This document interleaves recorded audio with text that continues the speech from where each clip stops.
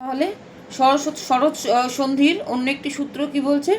স্বরসন্ধির আরেকটি সূত্র বলছে হচ্ছে রি এর পর রিকার ছাড়া অন্য স্বরধ্বনি থাকলে উভয়ে মিলে রফালা হয়। যদি উদাহরণ দেখতে যাই, পিত্রানুমতি বা পিত্রালয়, এখানে কি হচ্ছে দেখ, পিত্রালয়। দেখো পিতৃ পয়রস্যি তয় রিকার, রি আসছে আলয়, আলয়ের কি আসছে স্বরবর্ণ আ যুক্ত হচ্ছে, অর্থাৎ রিকারের সাথে আ যুক্ত হচ্ছে। আ যুক্ত হলে কি হচ্ছে, র হচ্ছে। রটা কোথায়, রফলাটা কোথায় যোগ হচ্ছে, তয় রফলা, পিত্রালয়। তয়ের সঙ্গে একে রিকার ছিল, সেই রিকার আয়ের সঙ্গে যুক্ত হয়ে কি তৈরি হলো, কোন ফলা তৈরি হলো, রফলা তৈরি হলো। পিতৃযুক্ত আলয়, পিত্রালয়।